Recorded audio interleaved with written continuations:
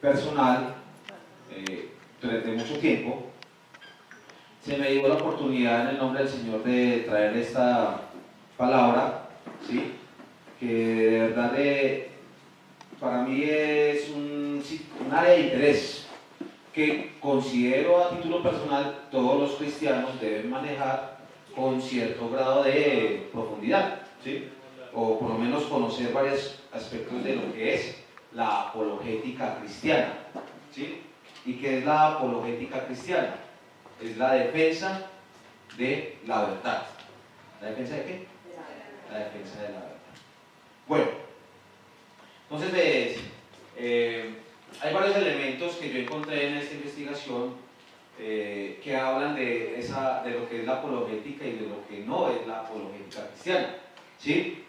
Como lo definen algunas fuentes de consulta bibliográfica, la apologética en teología y filosofía consiste en la defensa de la fe conforme a una posición o punto de vista. La apología cristiana es el área de la teología que se especializa en usar argumentos supuestamente racionales para defender y difundir el cristianismo.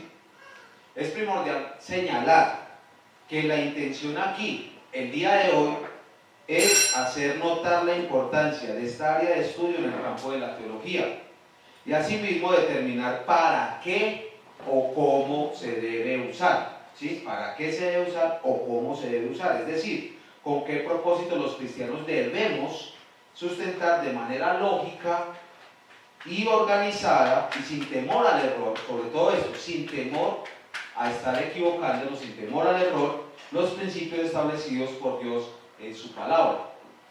En esta orden de idea tengamos en cuenta tres aspectos que nos van a servir como punto de partida para este estudio.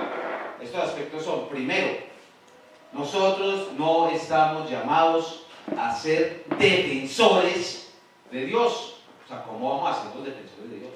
No somos los defensores de Dios. Entonces, la apologética no es la defensa de Dios, ¿sí? No estamos llamados a ser sus defensores o sus abogados. No los necesita.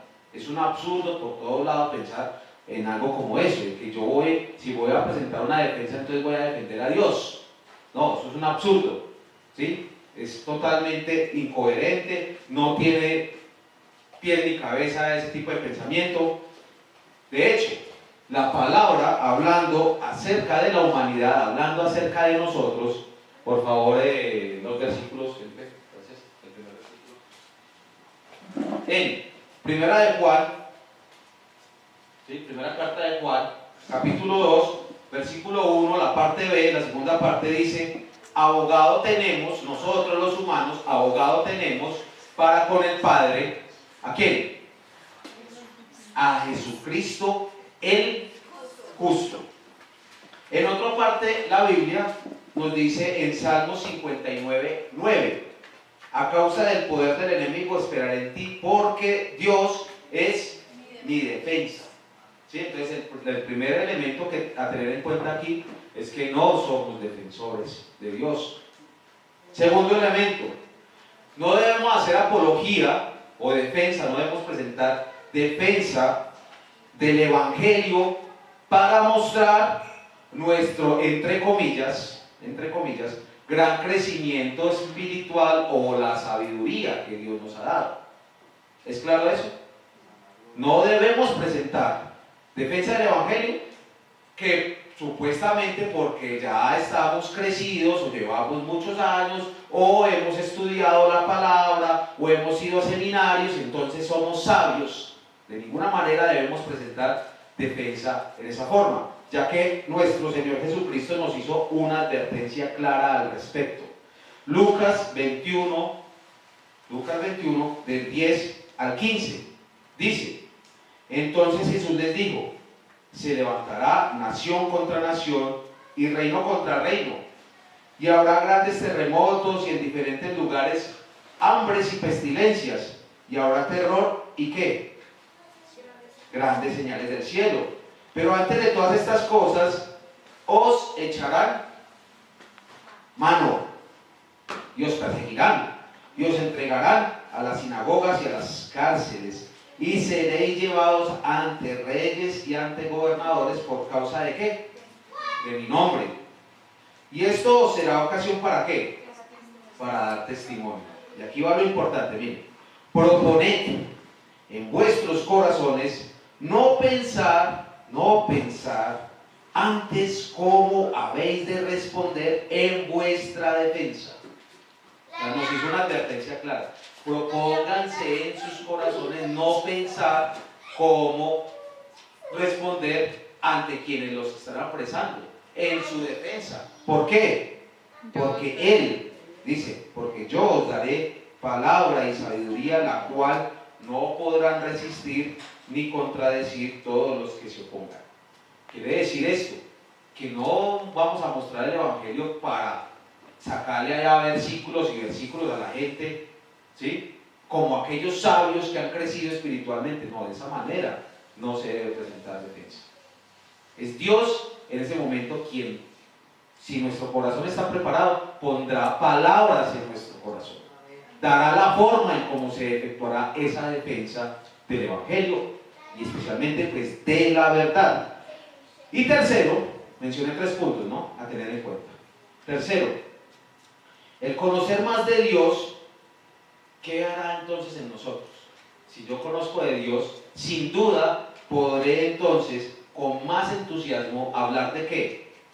De su bondad, de su amor y ¿qué? Y de descubrir los tesoros de su ciencia y su sabiduría. Amén. ¿Repetimos eso? ¿Qué nos permitirá conocer más de Dios? Su verdad. Conocer su verdad, Amor. su gran amor para con nosotros y descubrir los tesoros de su ciencia y su sabiduría.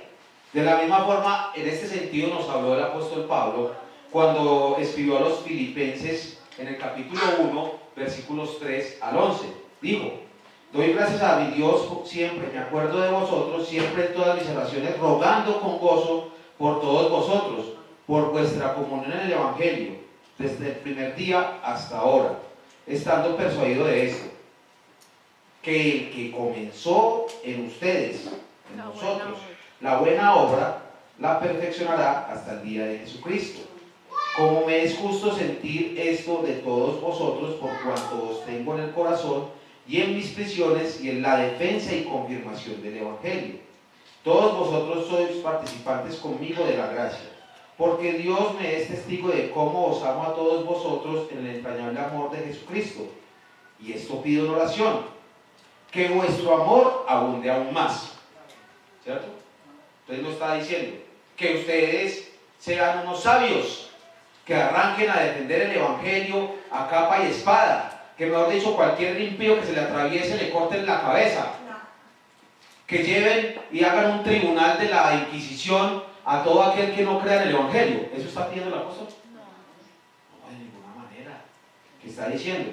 Que el amor abunde más en todos ustedes.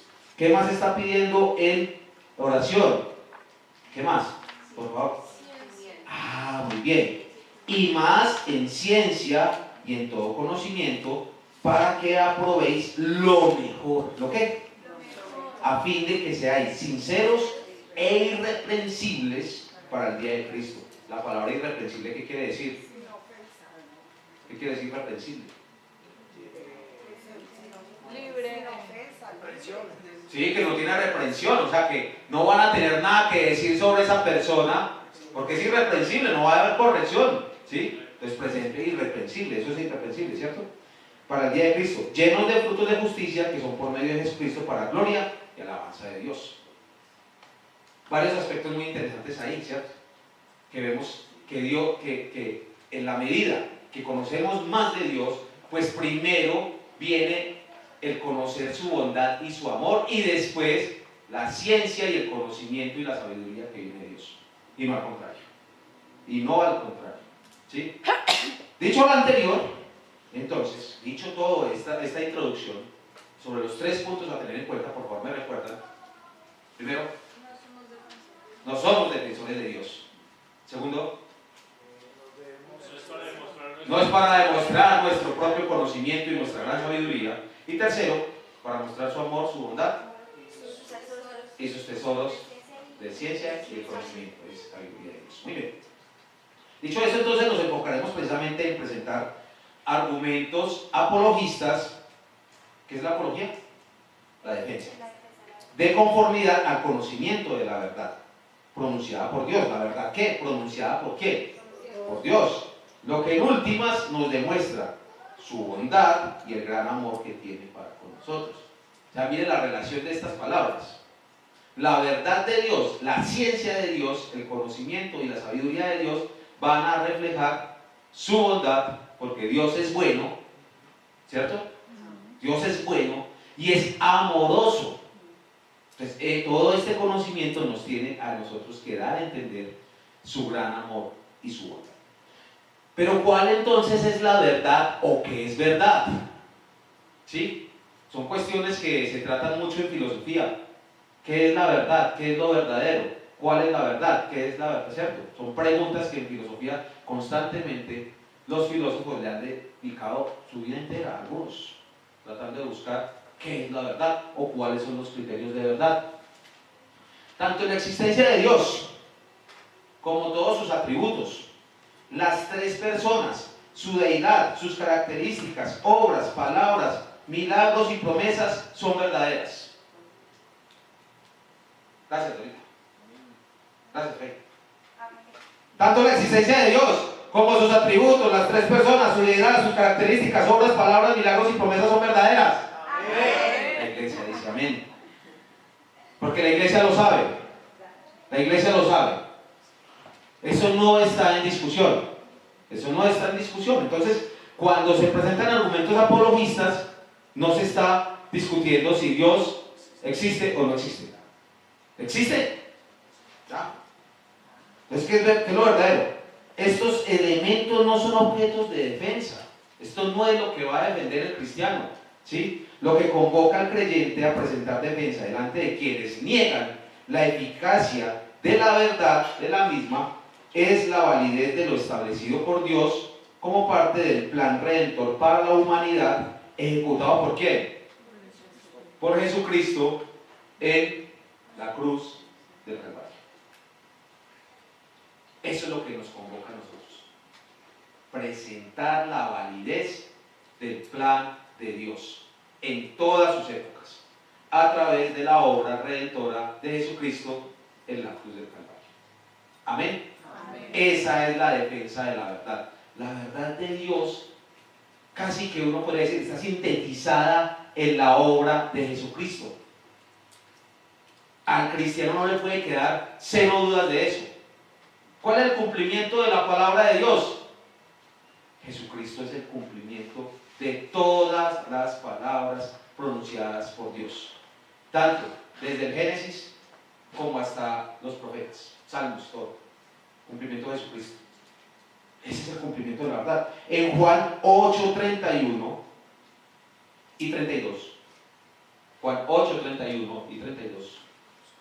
Dijo entonces Jesús a los judíos que habían creído en él: si vosotros permanecéis en mí, en mi palabra, si vosotros permanecéis en mi palabra, seréis verdaderamente mis discípulos y conoceréis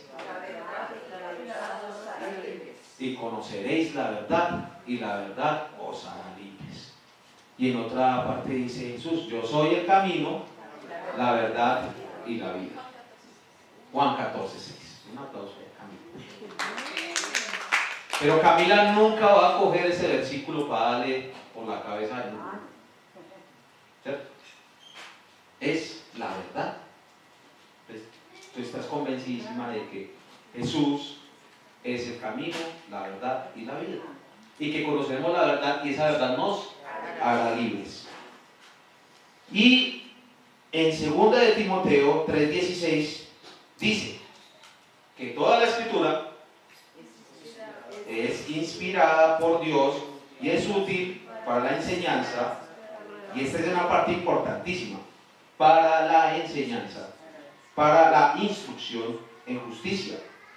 Segunda de Pedro 1:19 al 21 dice: tenemos también la palabra profética más segura, a la cual hacéis bien en estar atentos como a una antorcha que alumbra el lugar oscuro, hasta que el día esclarezca y el lucero de la mañana salga en vuestros corazones.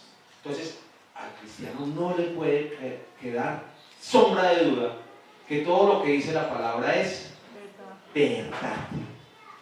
Entonces, presentamos a Jesucristo y a la palabra. A la palabra. Entonces, esa es la apologética. Entonces, no nos vamos a entrar en discusiones sobre si existe o no existe, si vivió o no vivió, que si hallaron la tumba vacía o estaba llena. ¿Qué dice la Biblia? Que estaba vacía. Es más, recuerdan que yo les he mencionado aquí, que los invité a que leyeran un libro llamado El caso de Cristo. Es tremendísimo la cantidad de pruebas acerca de la tumba vacía, porque precisamente la tumba vacía viene a ser uno de los sustentos más fuertes de esa primera iglesia cristiana que se forma, ¿sí? Sin tumba vacía, pues no se puede demostrar ¿qué? La resurrección, exactamente. Y entonces, como la tumba quedó vacía, ¿sí? Y después hay testimonios de que lo vieron, ¿sí? Unas mujeres, y después otros cuantos, y después los discípulos, y después hasta 3.000 personas. Es una cosa tremenda. Y además, que no solamente está registrado en la Biblia, está registrado por otras fuentes, ¿sí? Sin ningún perjuicio de lo anterior, debemos mencionar entonces esto precisamente, que hay testimonios escritos en la Biblia, que es la palabra de verdad, pero hay otra cantidad de testimonios escritos o fuentes escritas por fuera de la Biblia, que sustentan las mismas verdades. Obviamente eso tiene una perspectiva distinta, ¿sí? Lo cuentan de una manera distinta, no con la inspiración del Espíritu Santo. No es inspirado por el Espíritu Santo. Es un registro, exactamente, es un registro, como cuando se hace un registro notarial, pero hay una cantidad de testimonios de eso, ¿sí? Tal es el caso, por ejemplo, que hay disciplinas, especialidades dentro de la llamada ciencia moderna que se han encargado de estudiar estos vestigios y estos hallazgos, ¿sí? Como la arqueología bíblica. La arqueología bíblica es una disciplina extraordinaria, ¿sí? Es impresionante. Se han hecho una cantidad de excavaciones en relación a eventos descritos en la Biblia, a ciudades que han desaparecido y, entre comillas, ¿no? Curiosamente, para sorpresa de muchos, han encontrado los lugares, han encontrado los vestigios de aquellas cosas que la Biblia en su momento narró ocurrieron.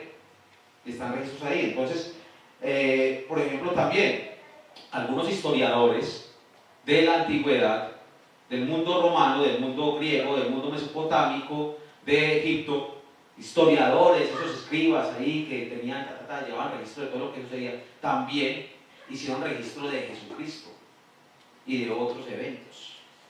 Es impresionante. Entonces lo mencionaba, que en ese libro, El caso de Cristo, el autor hace una investigación tremenda desde varios puntos de vista acerca de estas cosas que están escritas en la Biblia, y se encuentra con que se recogen pruebas de más de 5.000 textos, 5.000 fuentes de información que confirman lo que hay escrito en la Biblia. Y como dice él ahí, este investigador, eso, y no porque lo diga él, sino porque consultó una serie de eruditos, expertos, historiadores, arqueólogos, antropólogos, psicólogos, ¿sí? Expertos, autoridades en cada uno de sus campos.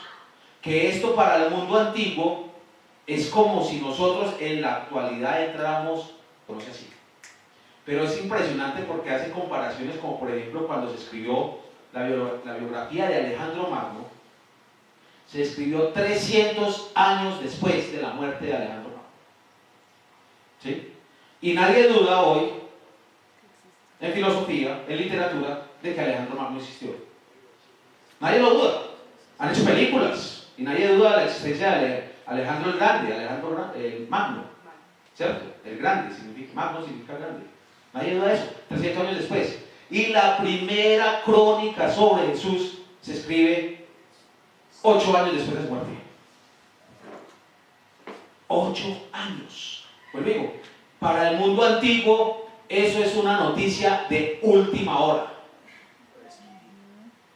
Fresquita. ¿Sí? Casi que vivo. Hola, estamos registrando el acontecimiento más importante de la humanidad. Estamos en el año 33 y acaba de morir Jesucristo. Es una cosa impresionante. Y otros registros que van 15, 25, 50 años. Eso es velocidad pura. ¿Sí? Vamos a ver algunos de esos hallazgos arqueológicos importantes. ¿Sí? Hallazgos que fueron descubiertos precisamente, no precisamente, muchos de ellos, por creyentes.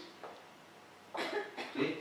No fue el interés de un cristiano, de una iglesia o una unción de alguien, del pastor. Irás al mundo allá a hacer excavaciones arqueológicas y entonces, no, eso no fue producto de eso.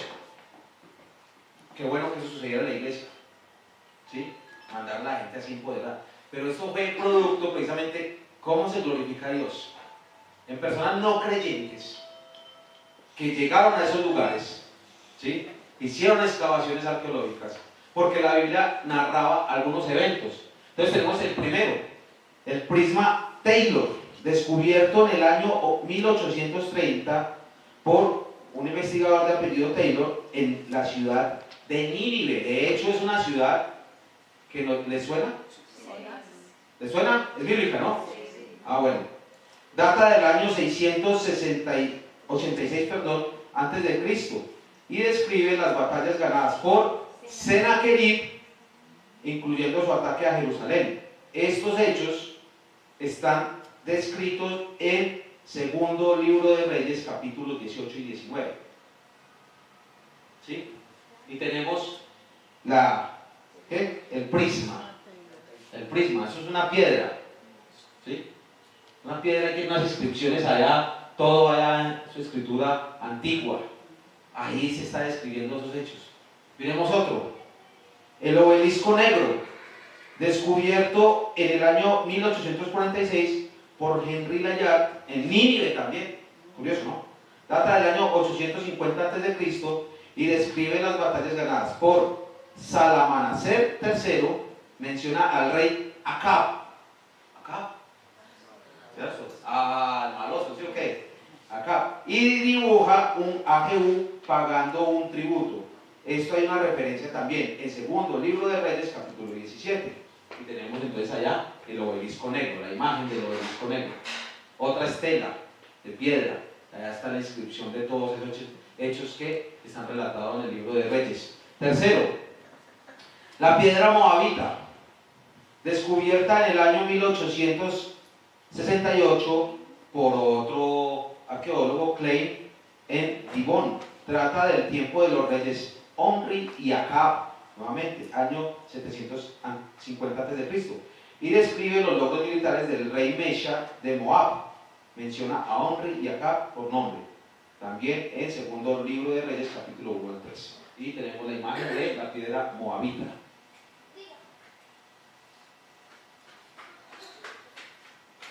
Siguiente. Esa es la piedra moabita. Además, en esta piedra moabita, no, la piedra. En esta piedra moabita hay algo bien interesante, que aparece la inscripción del nombre de Jehová. Allá donde, en ese recuadrito rojo que marca, primero la flecha y después el recuadro rojo, ¿no? Y ahí está remarcando que en esa inscripción se escribió el nombre de Yahweh, Jehová. Tremendo, ¿no? O sea, ellos no eran creyentes, era otro pueblo y referenció a Dios. Cuarto, el cilindro de Ciro, descubierto en el año 1879 por Hormuz Rassam, data del año 536 a.C. y describe la política de Ciro el Grande para restaurar los dioses de sus respectivos lugares. ¿Recuerdan eso? El rey Ciro. ¿Quién trabajó para el rey Ciro? Daniel, ¿cierto? Daniel estuvo con varios reyes, ¿no? 4 reyes. Y aquí aparece en Esdras 1:3 esta referencia del cilindro de Ciro. Quinto, la inscripción de Siloé, descubierta en el año 1880 por un muchacho campesino en Jerusalén. Data del tiempo de Ezequías, rey de Judea. También es famoso el rey Ezequías, ¿cierto? Hizo lo bueno delante de Dios. Describe el rescate del túnel que proveyó agua para la ciudad de Jerusalén durante la siega asiria. Esto está en segundo libro de Reyes, capítulo 20. Y ahí está, en esa pequeña estela de piedra. Es que en la antigüedad se escribía en piedra, ¿no? Tremendo eso. Y en un registro casi para toda la vida, pues, el registro en piedrazo, tremendo. 6. Las cartas de Amarna, descubiertas en el año 1887 por un campesino egipcio en Tel el Amarna, data del siglo XVI a.C., gracias. Describe repetidas solicitudes, cerca de 3.000 cartas, 300, por los reyes palestinos solicitando ayuda al faraón egipcio Akhenaten. Esto está en Josué, capítulo 10. Parece que eso fue algo relacionado con el hambre y la pestilencia que sucedió por allá en esta región. Y aparece ahí en ese registro. Es una carta. Y ahí están las 300 firmas. Y la última, algunas evidencias, son las tablas de Nusu o Nisu, descubiertas entre 1925 y 1941 por Kiera y Spicer en Nusu, cerca de Nínive.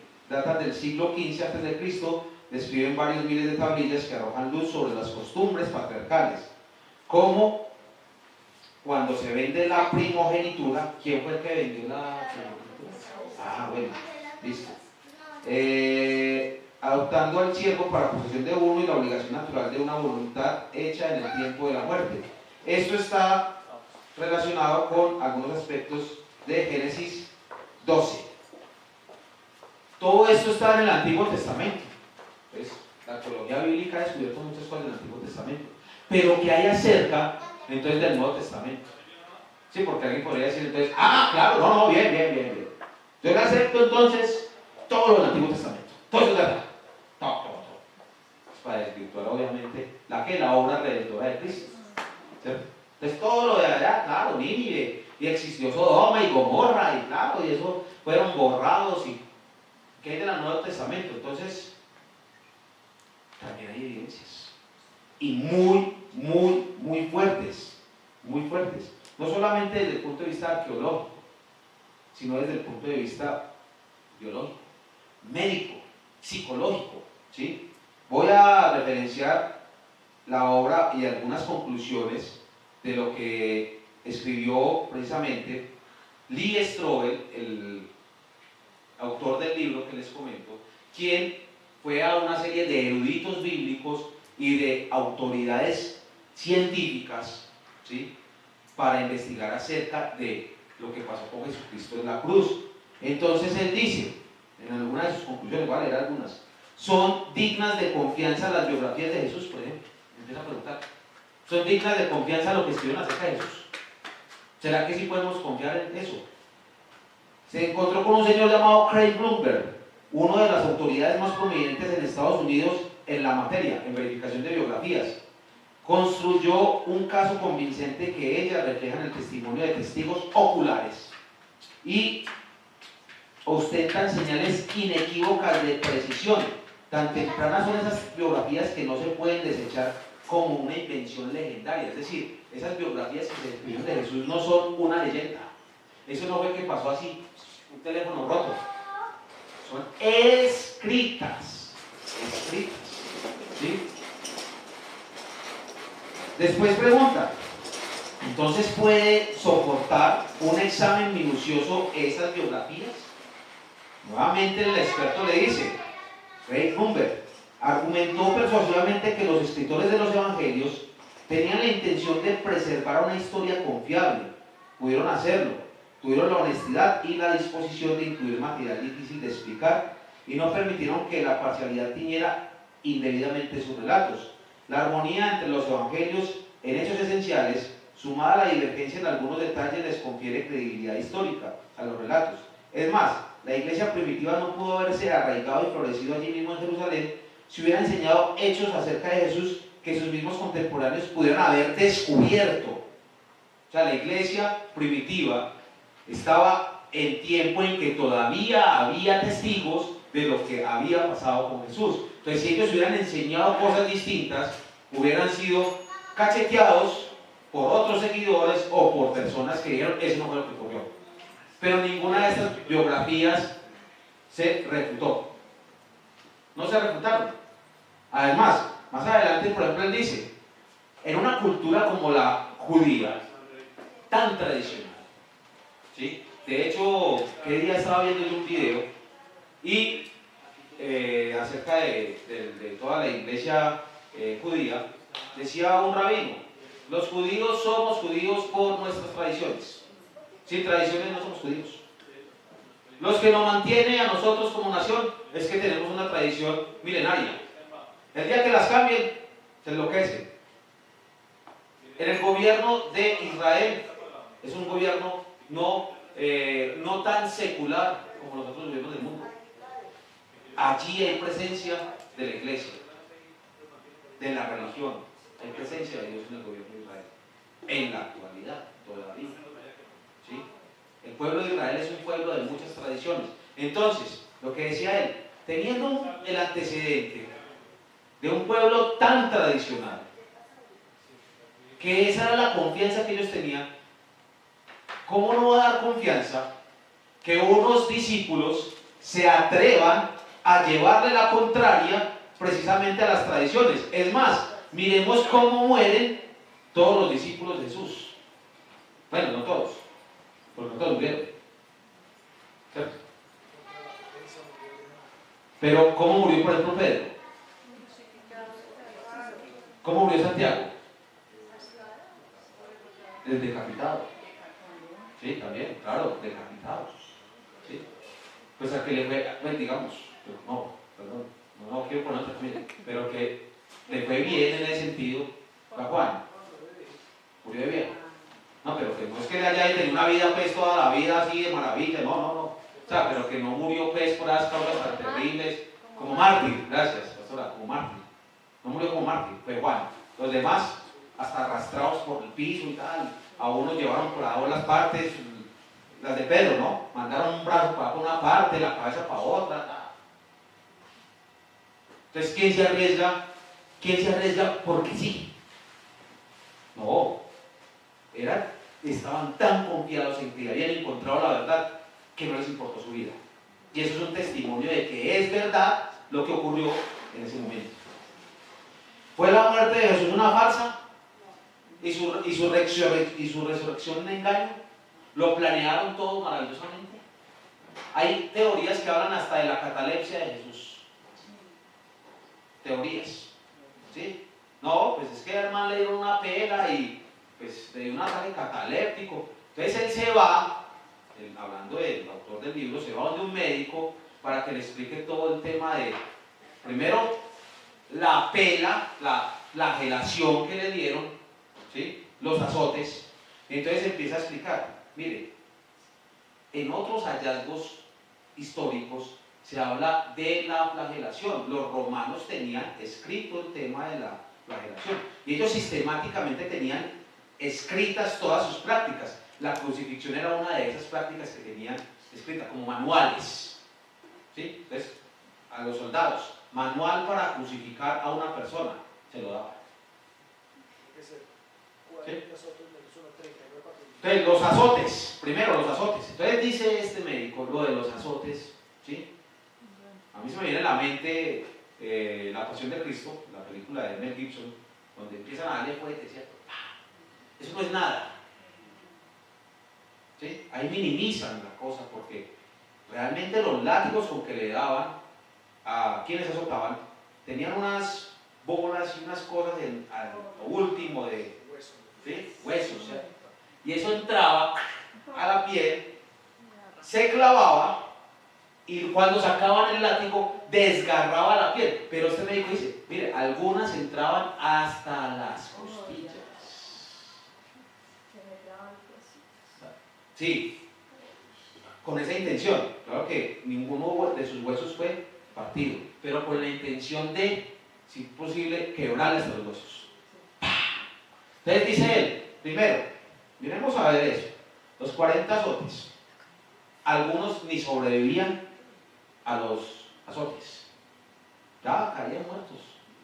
Cuando los crucificaban a los otros, ya era porque, no, entonces a Jesús lo azotaron, caminó y le seguían pegando, ¿cierto?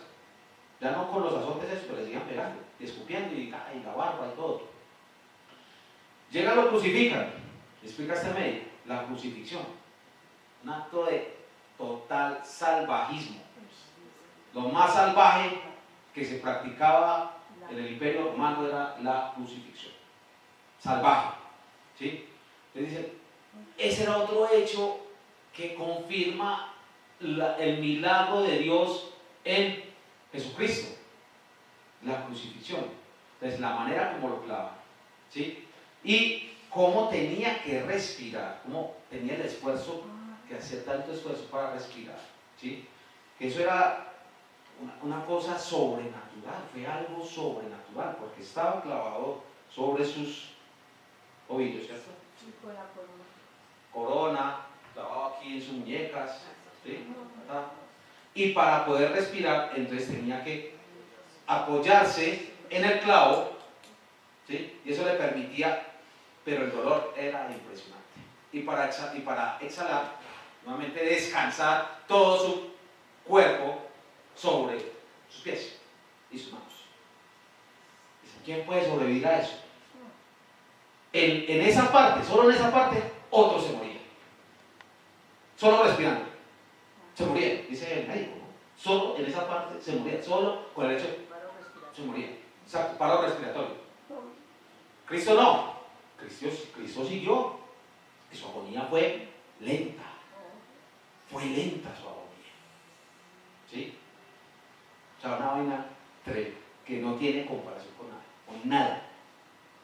Y fue tanta su agonía entonces que su corazón explota. Una agonía larguísima.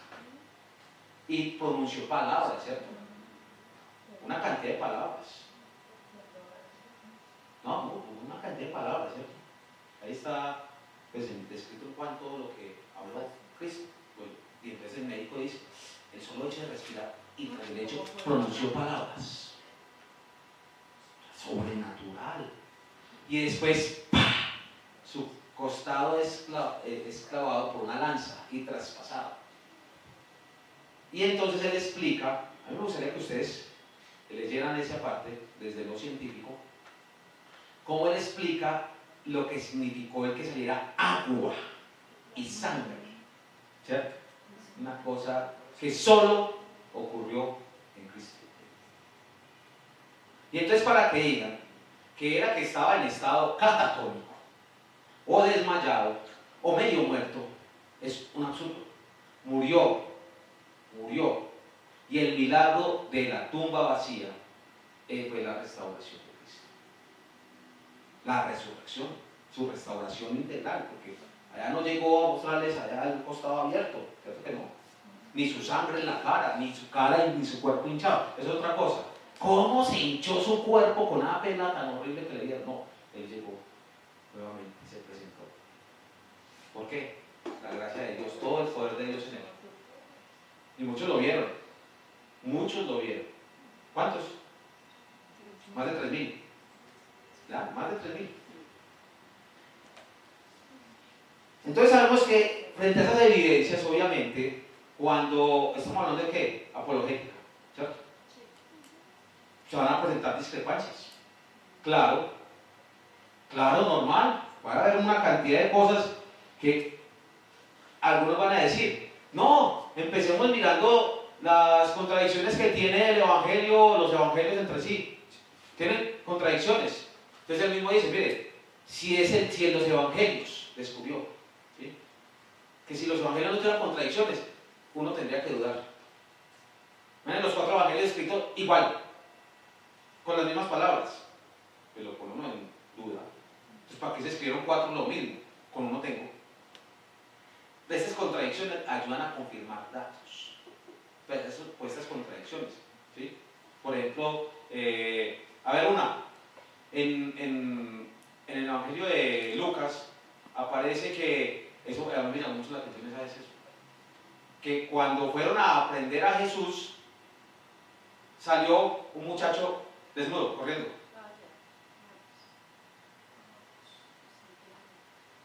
Salieron corriendo, eso no aparece en ninguna otra parte. El joven que salió corriendo desnudo, entonces, ¿y por qué uno sale desnudo? Fue una palabra profética.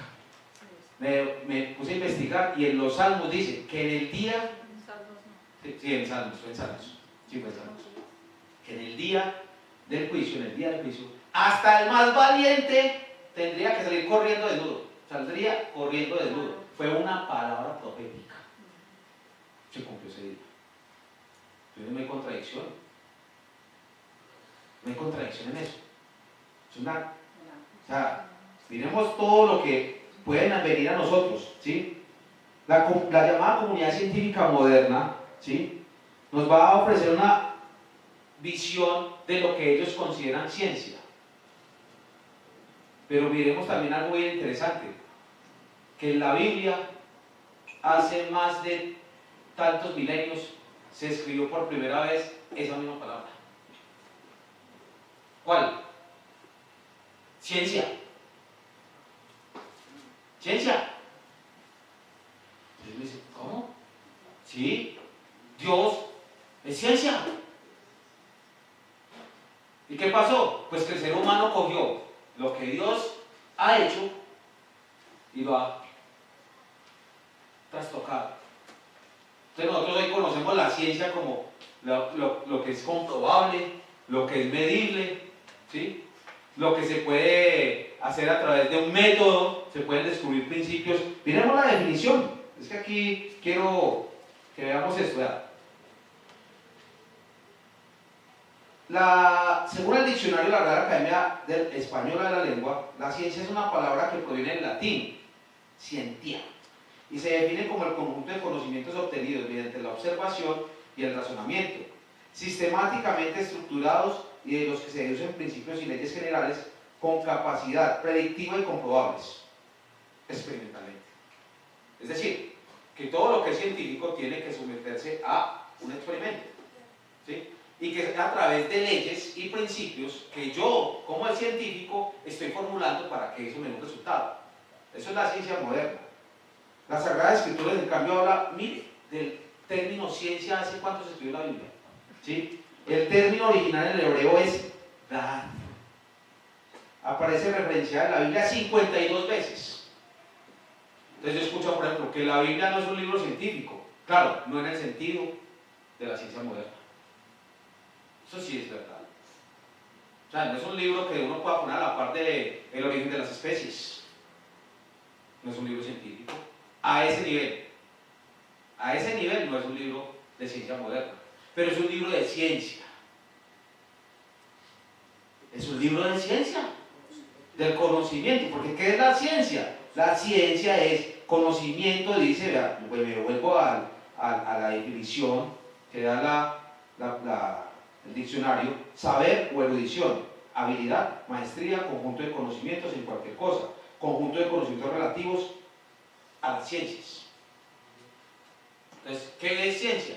Conocimiento, sabiduría. ¿Ya?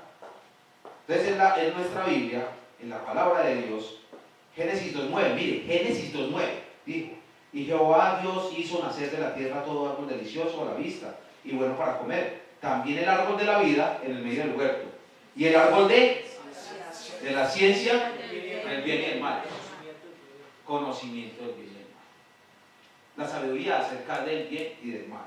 Proverbios 22:12, los ojos de Jehová velan por la ciencia, mas él trastorna las cosas de los prevaricadores. Isaías 40:14, ¿a quién pidió consejo para ser avisado? Hablando de Dios, para ser avisado. ¿Quién le enseñó el camino del juicio, o le enseñó ciencia, o le mostró la senda de la prudencia? ¿Quién le enseñó ciencia a Dios? Daniel 2:21. Él muda los tiempos y las edades, quita reyes y pone reyes, da la sabiduría a los sabios y la ciencia a los entendidos. Romanos 11:33. Oh, profundidad de las riquezas de la sabiduría y de la ciencia de Dios. Cuán insondables son sus juicios e inescrutables sus caminos. 1 Corintios 12:6-8. Y hay diversidad de operaciones, pero Dios, que hace todas las cosas en todos, es el mismo, pero a cada uno les da la manifestación del Espíritu para provecho, porque a este es dada por el Espíritu palabra de sabiduría, a otro palabra de según el mismo Espíritu. En otro sentido, también la Biblia nos dice lo que no es ciencia, lo que no proviene de Dios y lo que no genera provecho para el ser humano, ya que se trata de solo asuntos superficiales. Moderna trata asuntos superficiales. Superficiales. Así de pronto le duela que le duela, pero trata asuntos superficiales. Primera de Timoteo 6:20. Oh Timoteo, guarda lo que se te ha encomendado, evitando las profanas pláticas sobre cosas vanas y los argumentos de la falsamente llamada ciencia. Primera de Corintios 1:19, porque está escrito: destruiré la sabiduría de los sabios y desecharé el entendimiento de los entendidos. Primera de Corintios 3:19, porque la sabiduría de este mundo es insensatez para con Dios. Pues escrito está: Él prende a los sabios en la astucia de ellos. Y primera de Corintios 3:20, y otra vez, el Señor conoce los pensamientos de los sabios, que son vanos. ¿Qué es lo vano? ¿Qué es la banalidad? Superficial. Eso es lo que no importa, lo que no tiene trascendencia, lo que no tiene profundidad. No tiene nada de profundidad, eso es vano, eso es banal. Como la belleza. Nos gusta, pero es banal. Sí, la belleza nos gusta, pero es vanidad. Romanos 1:19-22. ¿Están tomando las citas?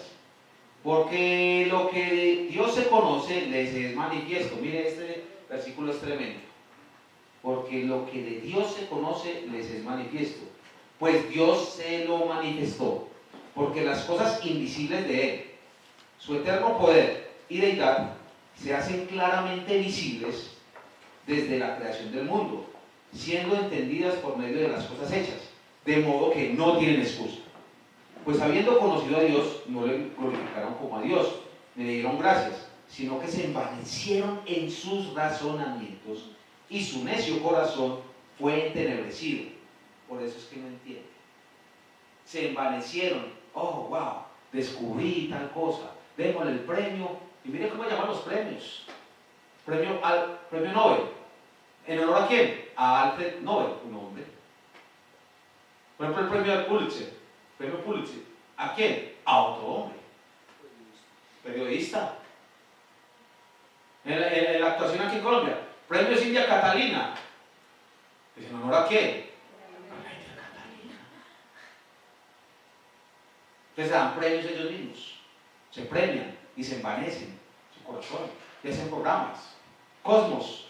Allá sale. Antes era Carl Sagan, ¿cierto? Ahorita es este. Se me escapó el nombre ahorita de él. Sí, salió hasta la era del hielo, chistosísimo. Esa parte chistosísima, cuando es la era del hielo. ¿Sí? Bueno, ahorita les recuerdo el nombre. Cosmos. Es un programa y ciencia, y no sé qué, y refutan. Entenebrecido su entendimiento para mirar que están viendo que el universo siendo un lugar tan caótico, ¿sí?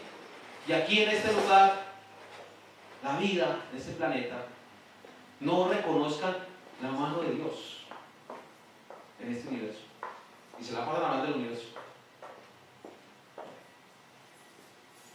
De esta comparación entonces podemos comentar que mientras la ciencia moderna se propone implantar principios a partir de métodos que son sujetos de una comprobación experimental para opinar sobre los orígenes de lo concreto, de lo material, lo tangible.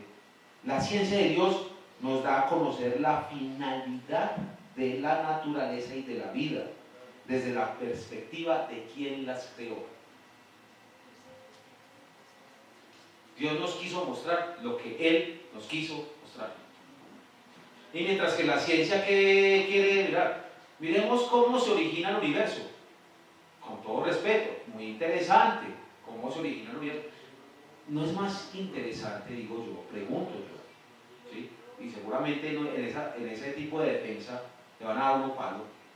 ¿No es más interesante saber para qué fue creado el universo? ¿Sí? Entonces le van a dar unos palos. Ah, no, pero es que hay que saber por qué fue creado, cómo fue. No, a mí me interesa es para qué. ¿Cuál es el propósito de este universo? ¿Cuál es el propósito de la vida? La vida nació de una célula. Sí, qué bueno, chévere, tal. ¿Para qué? ¿Para qué estamos acá? ¿Para qué estamos acá? ¿Para qué estoy sentado yo acá? ¿Para qué me dio un manual de instrucciones? ¿No es más interesante eso? Pregunto yo. Me pregunto a mí mismo. Y yo me contesto. Sí, para mí es más interesante saber el para qué que el por qué. ¿Sí? El para qué. Cuando nos quedamos en los porqués, nos enredamos y no damos vueltas, pero en el para qué empezamos a encontrar sentido. Sentido. O sea, un poco ahí, volviendo al tema como de la belleza, sí, viendo verdaderamente lo bello que se creó para nosotros, para nuestro disfrute, ¿sí? A la luz de esto, entonces, queda claro que para conocer la verdad no es suficiente con ver los detalles superficiales, ¿sí?, que se ven a simple vista, o, en ese caso, según el método científico, bajo la premisa de un observador que delimita espacios en un escenario que por naturaleza es ilimitado. La verdad es ilimitada. Es ilimitada. Entonces uno, ¿cómo delimita ahí? Voy a poner un criterio de verdad para aplicar a ver si es verdad. O sea, yo mismo estoy poniendo los criterios. ¿Sí? ¿Sí me hago entender? ¿Es claro? ¿Sí me hago entender? O sea, yo estoy proponiendo tales y tales criterios para que me dé un resultado. Pues sí, pues lo voy a hacer. O sea, las matemáticas hacen eso. Pues multiplique tanto por tanto, a ver cuánto le da. Pues en eso no hay riesgo, porque usted ya, o hace la operación y nosotros estamos proponiendo la manera como se hace la operación. ¿Sí? Nosotros mismos estamos proponiendo la forma y el método de análisis y todo, pero que las otras alternativas, todo lo que queda por fuera. ¿Sí? Entonces, yo no puedo ponerle límites a lo que es ilimitado. Es necesario, pues, profundizar en aquellos elementos o tesoros escondidos. Mire esta palabra linda, Isaías 45:3. Y te daré los tesoros escondidos y los secretos muy guardados, para que sepas que yo soy Jehová, el Dios de Israel, que te pongo nombre. Los cuales fueron reservados por Dios para aquellos que buscan con perseverancia, esperanza y sobre todo fe. Pues en Hebreos 11:6 dice: pero sin fe es imposible agradar a Dios, porque es necesario que el que se acerca a Dios crea que le hay, que es galardonador de los que le buscan. Amén. Mire, la verdad es un concepto no relativo. No nos dejemos engañar tampoco. Es que la verdad es relativa. Es que hay verdades inconclusas. No, o sea, qué farsa, qué falacia. ¿Verdades inconclusas? Eso es una falacia desde tu punto de vista. Entonces, si es inconclusa, pues entonces no es verdad. ¿Verdad relativa? Tampoco. ¿Relativa a qué? A este campo. Entonces, la verdad relativa a las matemáticas son los números. Eso es una falacia también. No es verdad entonces, porque quedan otras cosas por fuera. ¿Sí? La verdad es una sola y esa es la defensa nuestra. Mire, yo apenas estoy arañando lo que es la apologética, porque es un tratado, es un doctorado, ¿cierto, Raquis? Es un doctorado.